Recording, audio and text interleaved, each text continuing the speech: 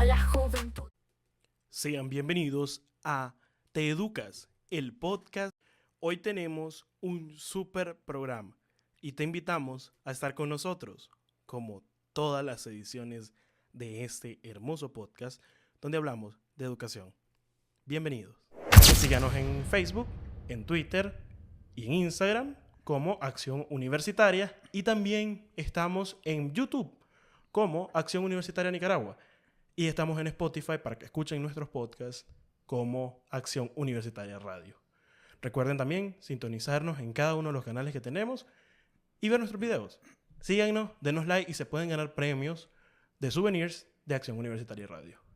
El día de hoy tenemos a David Gómez Gamboa. David es un gran amigo de Nicaragua, un gran amigo de América Latina y un gran promotor de la educación. Bienvenido, David. Queremos que la gente te conozca. Queremos que te presentes. ¿Quién es David? ¿Qué hace David? Y que te conozca la gente. Adelante, David. Gracias, Edgar, y un saludo a toda la audiencia, que sé que viene mucha de ella desde las juventudes, ¿no? ¿Quién es David Gómez Gamboa? Bueno, yo soy un ciudadano y me gusta presentarme como ciudadano porque el ciudadano entiende el rol y la responsabilidad que implica ejercer la ciudadanía. Se siente parte de una sociedad política determinada. Soy un ciudadano venezolano, fundamentalmente, y obviamente le duele lo que pasa en esa sociedad política. Y soy un ciudadano latinoamericano. Me gustó en esa presentación eso que decías de Latinoamérica. Yo soy abogado, soy también licenciado en comunicación social, ejerzo el periodismo y soy profesor universitario de la Universidad del Zulia. Y además, en ejercicio de esa ciudadanía, soy un activista de derechos humanos. Soy el director fundador de una organización no gubernamental de derechos humanos que se llama Aula Abierta, la cual empezó a hacer el trabajo hace ya unos años en Venezuela, pero luego se latinoamericanizó, se internacionalizó. Claro que sí. Y bueno, Aula Abierta ha sido pionera en muchos apartados de derechos humanos, en muchísimo respecto a la defensa de los derechos humanos en materia universitaria principalmente. Sobre todo ese empoderamiento que requiere la juventud universitaria. Aquí, David, siempre hablamos de cómo las personas pueden acceder a la educación superior. Un derecho que se nos arrebató en algún momento en Nicaragua a muchos estudiantes y que hoy estamos buscando cómo apoyar en lograr llevar a cabo de nuevo este sueño. Entonces, Aula Abierta, por lo que he conocido, es pionera en la defensa del derecho a la educación. Contanos un poco de este trabajo que comenzaron haciendo, hace cuándo lo hacen, y bueno, esa parte es interesantísima, cómo se latinoamericanizaron. Sí, bueno, yo creo que hay que remontarnos a un momento en la historia de Venezuela muy parecido, por cierto, al abril del 2018 de Nicaragua. Hablamos del 2014 y la arremetida desde un Estado, desde un gobierno, con el uso excesivo y abusivo de la fuerza pública para reprimir a manifestantes que protestaban. La mayoría de esos manifestantes eran fundamentalmente estudiantes universitarios, muchos víctimas de torturas, tratos crueles, inhumanos, degradantes, detenciones arbitrarias e inclusive víctimas del asesinato por parte de órganos que detentaban el uso de la fuerza en nombre del Estado, ¿no? En este contexto, un país en una crisis muy profunda que salía a las calles a protestar por las distintas situaciones que padecíamos, yo tuve un dilema al lado de otros colegas, profesores universitarios y muchos estudiantes universitarios, algunos que les daba clases en ese momento, otros que ya habían egresado de la universidad o que ya eran profesionales o inclusive estudiantes todavía de la universidad que ya habían aprobado las materias pues, que les habíamos dado. Y el dilema consistía en qué hacer para aportar realmente para la democracia y para los derechos humanos, que estábamos viendo cómo se violaban en nuestras caras. Es decir, veíamos a los órganos policiales, militares, reprimir con brutalidad, reprimir inclusive hasta dentro de las universidades, y esto lo digo además con mucho énfasis, porque empezamos entonces a documentar las violaciones, empezamos a hacer un informe que primero, nuestro primer informe no nos llamábamos Aula Abierta, todavía no nos habíamos constituido, eso vino después, el año siguiente, pero ese primer informe fue fundamentalmente un informe que se tituló Restricciones contra la autonomía universitaria, y hablaba de las violaciones contra los derechos humanos de los y las universitarias, fundamentalmente en el estado Zulia, que fue donde empezamos a trabajar. Luego, a partir de allí, vinieron otros informes que enfocaban inclusive la situación en Zulia y Mérida, otro estado del país. Luego empezamos a hacer un trabajo justamente de documentación a nivel nacional y de alguna manera la respuesta a tu pregunta clave, ¿cómo se latinoamericanizaron? Estoy hablando de varios años de trabajo desde Venezuela, donde inclusive determinábamos los indicadores que nos podían permitir visualizar violaciones, por ejemplo, a la libertad académica, a la autonomía universitaria, a otros derechos conexos, educación, libertad de expresión de los y las universitarias, derecho a la asociación. Y ojo que no solo hacíamos este trabajo de documentación en relación a estudiantes universitarios, sino también en relación a profesores, profesoras, en relación a autoridades universitarias y miembros en general de las comunidades académicas, ¿no? ¿Cuándo empezamos a entender que el trabajo no solo había que hacerlo sobre Venezuela? En abril del 2018.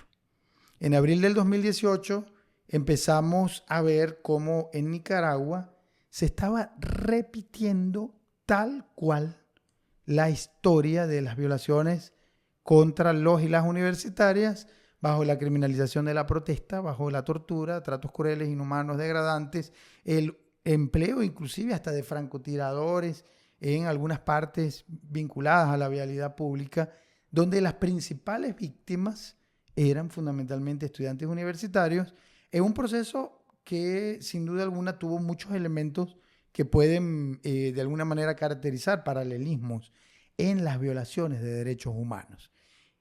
Dentro de esos paralelismos, y aquí quiero darle mucha fuerza a esta idea, empezamos a entender con ese trabajo de documentación de las violaciones contra los universitarios y las universitarias que fundamentalmente eran y sí, obviamente son sujetos especialmente vulnerables. Esto es una categoría en el derecho internacional de los derechos humanos, sujetos especialmente vulnerables frente a contextos autoritarios. Luego veíamos, por ejemplo, que en otros contextos, independientemente de las banderas ideológicas que levantaran los gobiernos, Bolsonaro de Brasil, por ejemplo, pero también en la Colombia, inclusive de Duque, se daban actos parecidos de criminalización fundamentalmente de la protesta de los y las universitarias. Y entonces, obviamente, empezamos a estudiar ya más bajo un enfoque latinoamericano estos patrones y prácticas de violación, donde sin duda alguna el caso de Cuba como modelo fundamentalmente que levanta una bandera ideológica de pensamiento único, pues simplemente no le da la bienvenida al disenso, no le da la bienvenida al pensamiento crítico y en consecuencia las y los universitarios críticos, sean profesores, sean estudiantes, sean investigadores, el conocimiento científico crítico producido desde la academia tiene que ser atacado. Y entonces vemos que, lamentablemente, por ejemplo, en el caso de Latinoamérica, el caso de Cuba, Nicaragua, Venezuela, son obviamente muy parecidos en relación a estas prácticas violatorias, pero se dan también violaciones en otros contextos, inclusive en países que hoy se pueden también caracterizar con algunos sesgos de autoritarismo o de democracias frágiles, o inclusive la violación a la libertad académica se puede dar también en democracias sólidas, como cualquier derecho humano se puede violar efectivamente.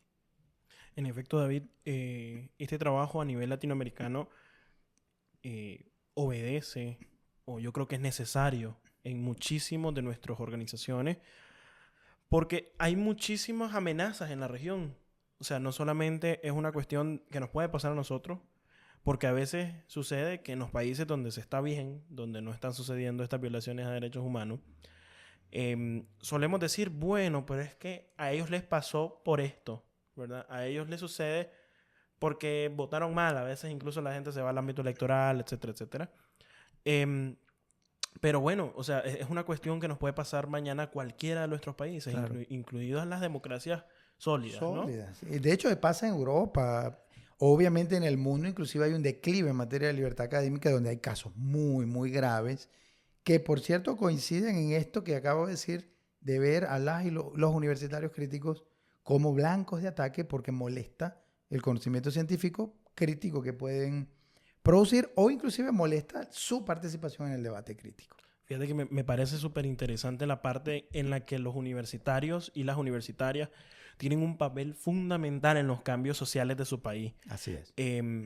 Y lo digo, bueno, de primera mano, porque yo soy universitario y he sido universitario también en mi país. Y me muevo en el entorno universitario además, y esta es una organización universitaria. Pero cómo es ese papel fundamental que juega quienes se están formando, quienes están creando ciencia. Y por eso es que nosotros estamos enfocados, por ejemplo, en la reinserción universitaria.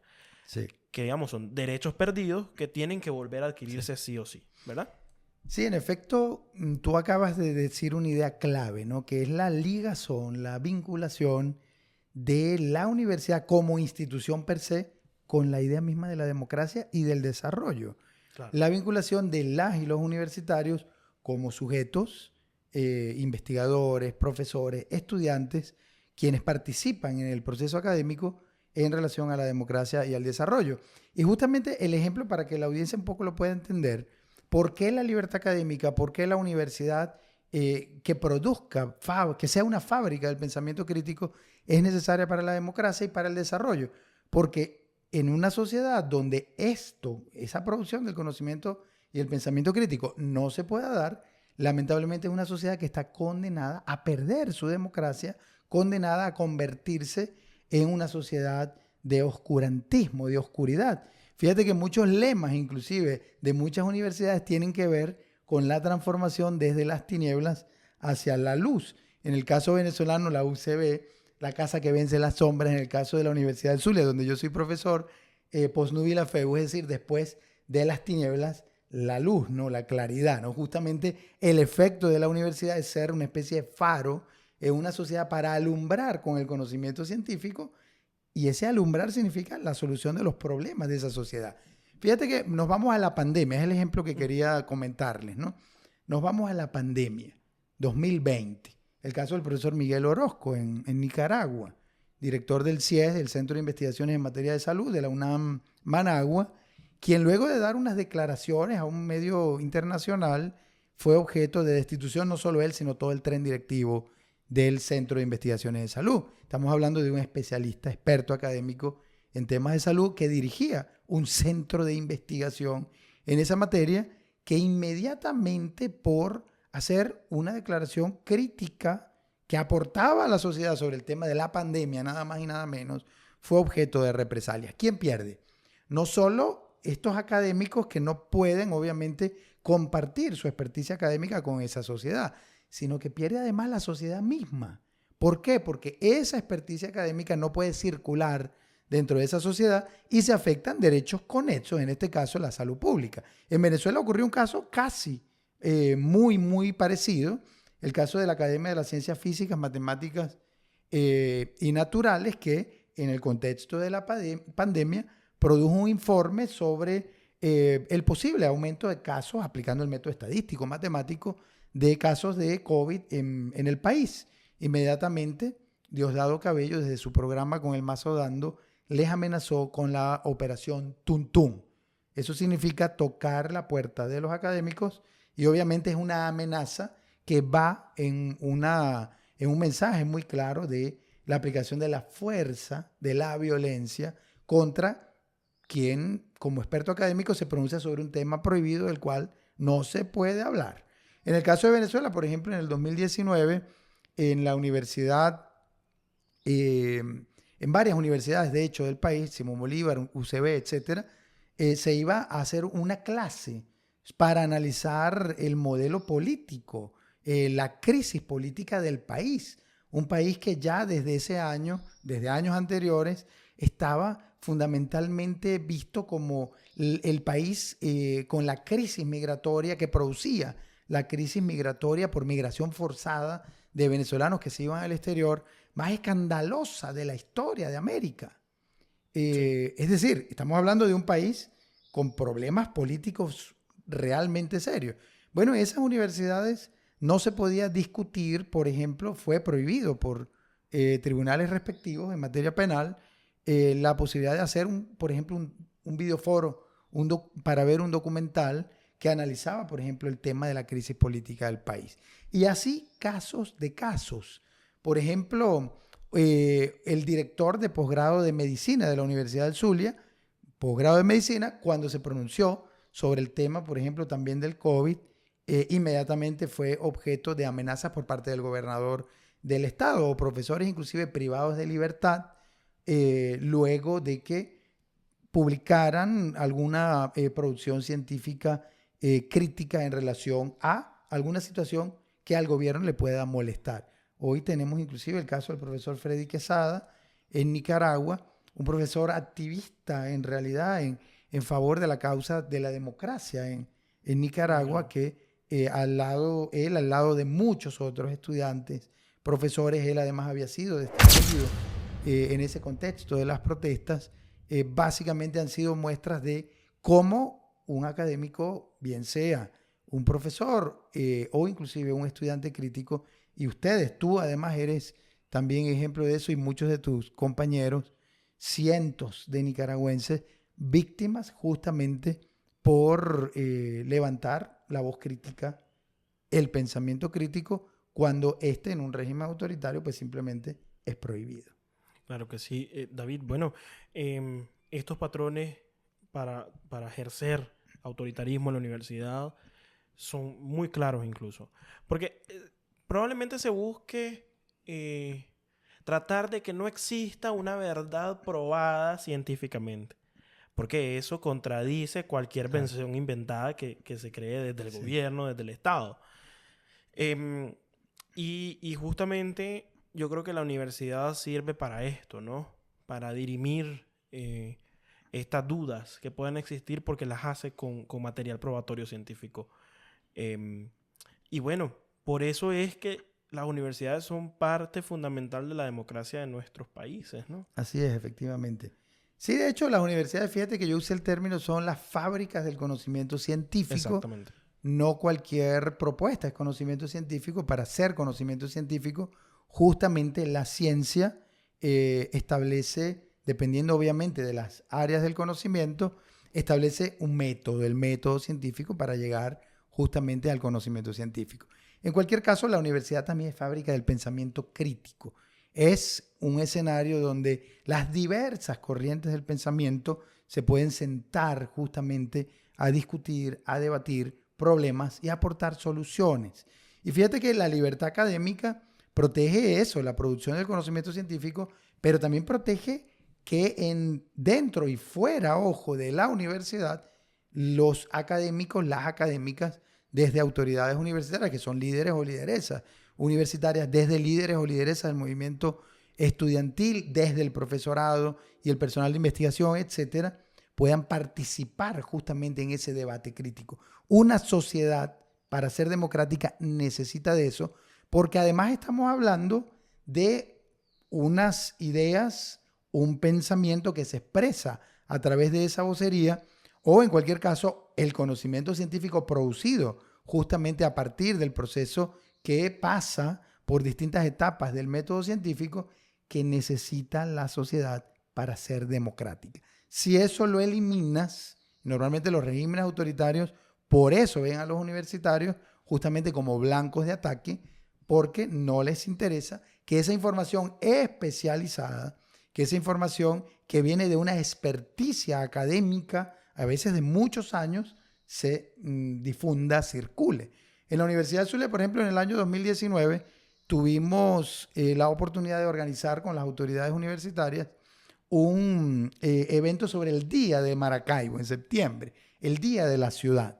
Y resulta que Maracaibo estaba enfrentando desde los primeros días de marzo del 2019 apagones eléctricos, inclusive en algunas zonas de más de 16 horas por día. Una de las ciudades más calientes de Venezuela, porque el clima es justamente en promedio unos 40 grados centígrados al día. Sí, más o menos como Managua. Sí. Correcto. Entonces, el tema central que nosotros como organizadores queríamos discutir justamente era el de la problemática de los servicios públicos en la ciudad y específicamente del problema eléctrico. Porque esta ciudad tenía cortes eléctricos más largos, más extensos que en las otras partes del país. Obviamente, ¿quiénes iban a ser las fuentes para que nos comentaran en esa conferencia del análisis? Obviamente, los profesores de la Facultad de Ingeniería de la Universidad del Zulia y específicamente de Ingeniería Eléctrica, porque ellos son los expertos. Mira, a mí me pones a analizar el tema eléctrico en un país y probablemente muy poco te voy a aportar. Pero un profesor de ingeniería eléctrica que analiza el sistema eléctrico de una ciudad, de un país, obviamente es el candidato perfecto para compartir, debatir justamente esa producción científica que ha podido tener. Exactamente. Cuando los invitamos a varios profesores de ingeniería eléctrica, expertos, además en esa temática o en esa subtemática, los profesores nos dijeron, tenemos mucho miedo porque ya hemos recibido amenazas si hablamos de este tema. Y fíjate que es exactamente el mismo ejemplo que dije del COVID. Hay temas prohibidos. Y hay temas doblemente prohibidos, en los regímenes autoritarios, quiero decir. Y hay temas doblemente prohibidos si quien va a hablar es un experto académico que maneja muy bien el tema, porque es una autoridad científica en la materia. Claro, todo lo que diga. Entonces, y ahí justo subyace una de las diferencias entre la libertad académica y la libertad de expresión. La libertad de expresión ampara la posibilidad del derecho que tenemos cualquiera de hablar de cualquier tema, pero la libertad académica se focaliza en la protección de eso que quiere hablar, que quiere investigar, que se discute en un aula de clases en relación a unos sujetos vinculados justamente a las comunidades académicas y en relación a los temas de la experticia académica que de alguna manera se vinculan y de allí la vinculación con el desarrollo de la sociedad al producir conocimiento científico, que tú lo decías al inicio, ese conocimiento científico, al fin de cuentas, representa aportes para la solución de los problemas en las distintas áreas del saber y de la ciencia que un país puede enfrentar en materia ingenieril, en materia de salud pública, en materia jurídica, en materia social, en materia sociopolítica, en materia económica, etcétera, etcétera. Sí, por ejemplo, tal es el caso de la importancia que tienen las universidades, y es que, por ejemplo, aquí en Costa Rica existe el Centro de Estudios Políticos de la Universidad de Costa Rica,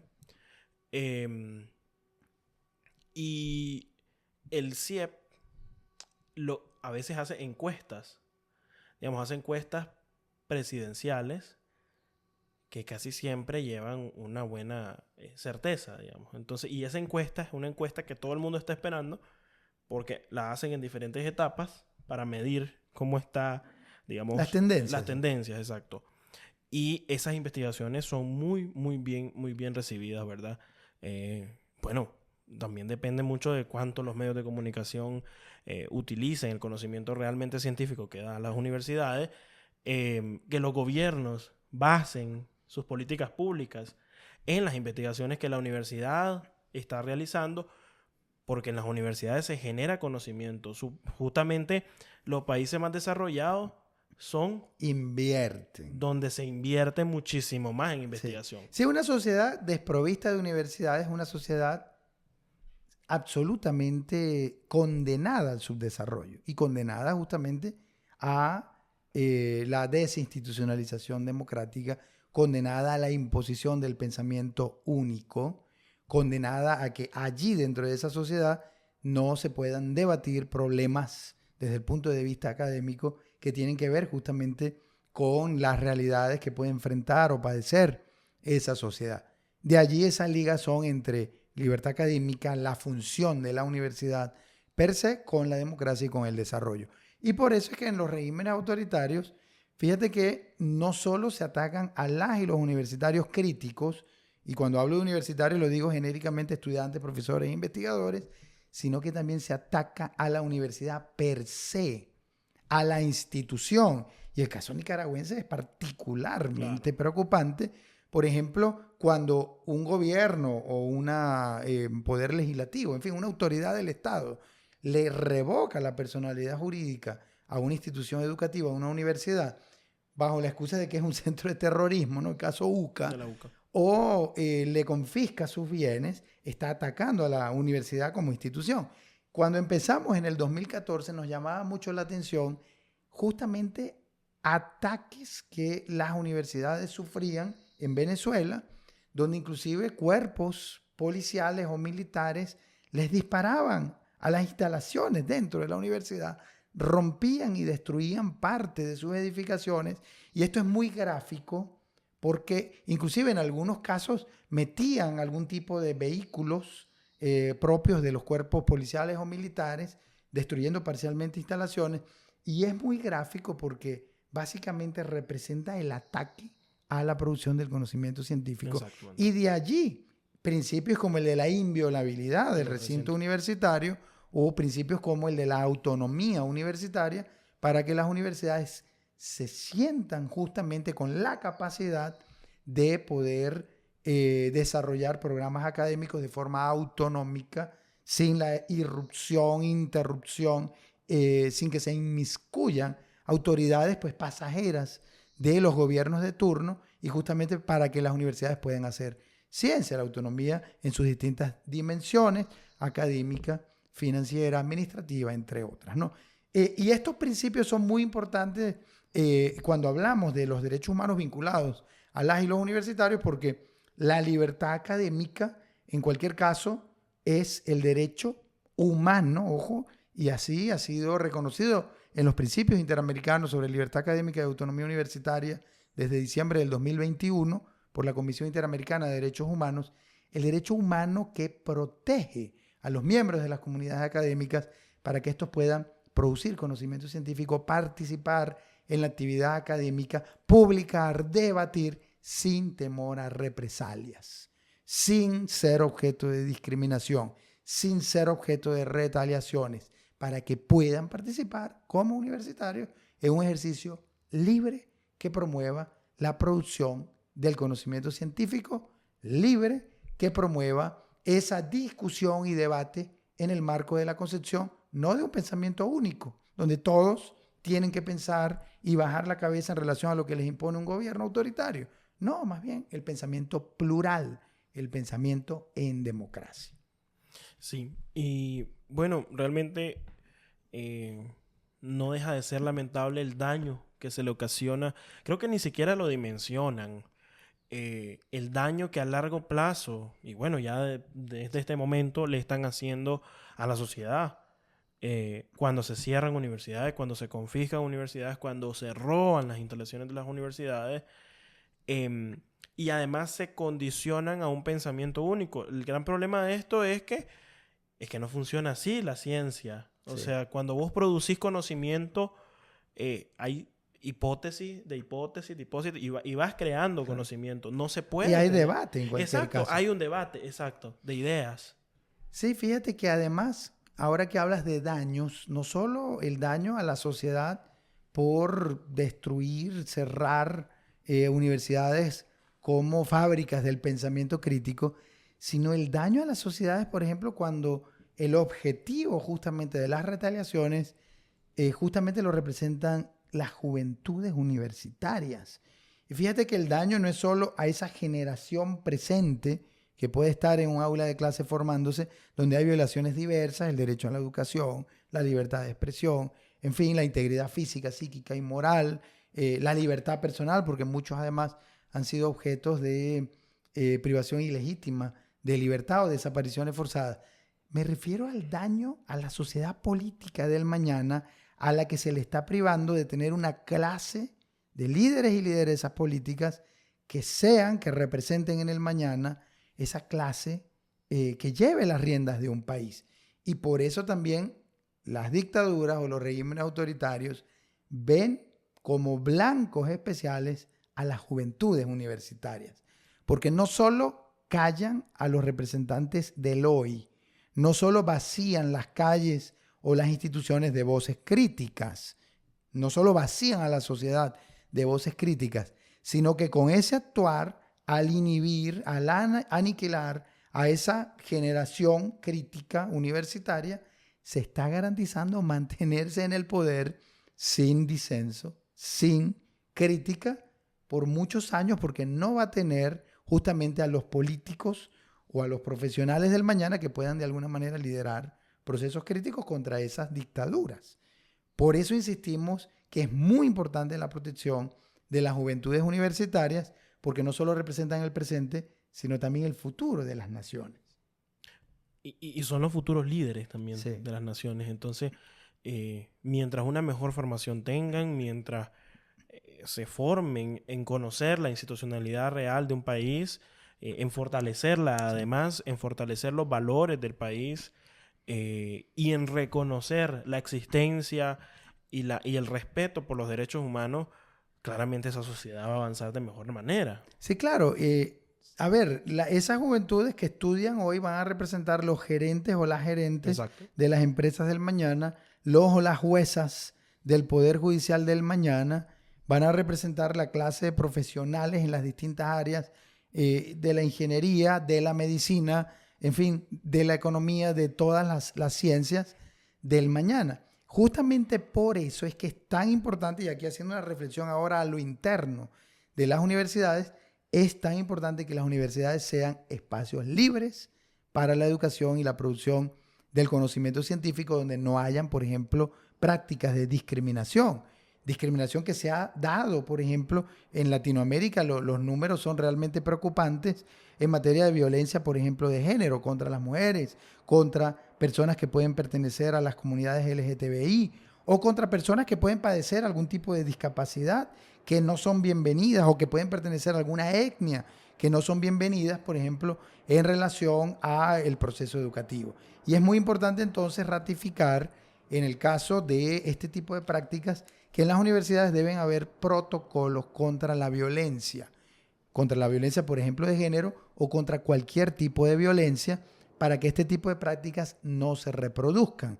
Porque si creamos justamente desde las universidades profesionales bajo un aula de clases donde hayan distorsiones, donde hayan chistes de un profesor, por ejemplo, machista contra las muchachas, mujeres que estén en el aula de clase, por ejemplo, o donde haya la sugerencia de pasar a aprobar una materia por algún tipo de favor desde el punto de vista sexual, lo cual se corresponde con prácticas de violencia sexual, acosos, etcétera, estamos entonces conformando formando o deformando más bien unos posibles profesionales que van a repetir estas prácticas desde la gerencia de una empresa que lleven o desde el Poder Judicial cuando sentencien o desde una presidencia de la República si llegan a ser presidentes o ministros o ministras, etc.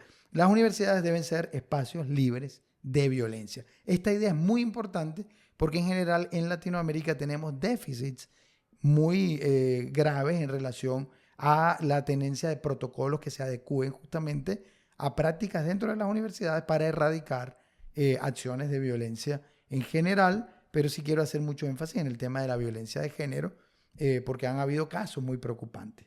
Sí, por supuesto. En realidad, digamos, las universidades deben ser espacios seguros para para todo el estudiantado, o sea, para hombres, mujeres, colectivos, etcétera, ¿no? Para ejercer no solamente estas libertades de los principios de libertad académica, sino también para estudiar, para andar por la universidad, ¿verdad? Para recibir clases, sobre todo. O sea, no hay cabida en que exista, por ejemplo, acoso de parte de profesores a estudiantes o de estudiantes a profesores. Pues Sí, en cualquiera de las vías. Sí. Entonces, los espacios seguros hacen que la universidad se convierta en un espacio integral y que no sea solamente ese lugar, porque aquí hemos hecho mucho énfasis en eso.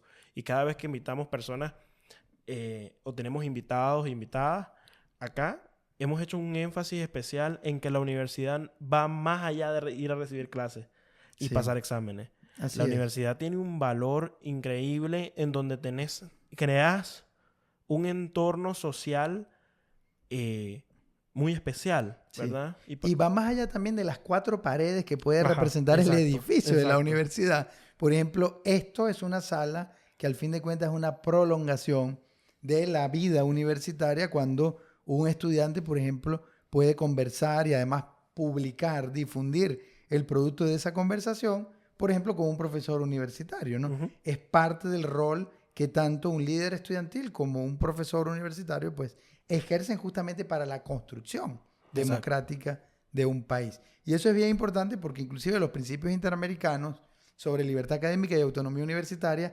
ratifican esa idea, ¿no? Es decir, la protección extramuros, fuera de la universidad, al fin de cuentas, desde un enfoque funcional, esto un poco en la teoría de Ajá. derechos humanos, se protege la libertad académica. Sí, yo creo que es importantísimo recalcarlo. em, la defensa de los principios de libertad académica y la difusión de los mismos es súper importante. Por cierto, es muy importante, ya sé que estamos Ujú. terminando, Sí. es muy importante también destacar el valor que tienen los principios interamericanos sobre libertad académica como un hito para las Américas y el planeta. Ojo, por ejemplo, en materia del derecho internacional de los derechos humanos, es el primer instrumento que habla de la libertad académica como derecho humano. No es un tratado, es una declaración de principios, pero tiene un valor soft law, decimos un poco en el derecho, pero un valor realmente, realmente importante. Y llegamos a los principios interamericanos justamente por la articulación de la sociedad civil de las Américas, desde Canadá hasta Argentina, inclusive profesores, representantes de ONGs, representantes del movimiento estudiantil, justamente articulándonos en distintas reuniones con la CIDH, en distintas audiencias pudimos haber participado. Hubo una además histórica regional de todo el continente sobre libertad académica que se celebró en febrero del año 2019, por ejemplo, en distintos debates sobre el contenido de los principios y finalmente en diciembre del 2021 la Comisión Interamericana aprobó estos principios. Un hecho histórico importantísimo que inclusive le da referencia a otros sistemas internacionales de protección de los derechos humanos. Por eso mi recomendación es al estudiantado, al profesorado. Esos principios interamericanos hablan de los estándares mínimos de la libertad académica y la autonomía universitaria. Es muy importante revisarlos y es muy importante asimilarlos dentro de nuestras luchas. Ustedes desde Nicaragua, las luchas en relación a Nicaragua, el movimiento estudiantil los ha tratado de asimilar y los citan y los comentan y debaten sobre ello. Es muy importante esto porque al fin de cuentas estamos en una lucha de los y las universitarias muy parecida a momentos históricos de otros grupos como las mujeres o los indígenas o los representantes de las comunidades LGTBI luchando por sus derechos, por el reconocimiento de sus derechos. Bueno, de igual forma, los y las universitarias estamos justamente luchando por el reconocimiento y la protección de nuestros derechos como universitarios. Súper bien. O sea, tenés toda la razón, David, en darle esa relevancia a los principios interamericanos. Y claro, o sea, verlos como ese hito histórico que son, claramente. Ojalá todos los países comiencen a preocuparse por el estado de la educación y ver la importancia que tiene la educación universitaria para el desarrollo de sus países. Bueno, David, básicamente estamos culminando este programa, que por sí ha sido bastante especial porque cambiamos de set. Tenemos un set especial el día de hoy, porque tenemos un súper invitado también. Y bueno, contanos cómo salís en Twitter y cómo salen las redes de Aula Abierta. Sí, como no, @Aula Abierta LA para las Américas, Aula Abierta LA para las Américas o Latinoamérica también, hacemos énfasis en Latinoamérica, y @Aula Abierta VE para Venezuela. Para Venezuela. Y en el caso de mi red personal, @DGomezGamboa, fundamentalmente a la orden desde los espacios de Aula Abierta. Nosotros nos dedicamos a la formación en temas de derechos humanos, democracia y obviamente derechos de los y las universitarias, a labores de documentación, en materia de violaciones de derechos humanos a labores de incidencia internacional frente a órganos de derechos humanos para contribuir con el ejercicio del mandato de estos órganos internacionales de derechos humanos, suministrándole parte de las investigaciones y también a la promoción de la articulación, de la construcción del tejido humano, que por cierto en las dictaduras es uno de los que mayor impacto recibe, porque justamente los regímenes autoritarios quieren buscar la desmovilización, la desarticulación, romper, hacerte quebrar. Exacto.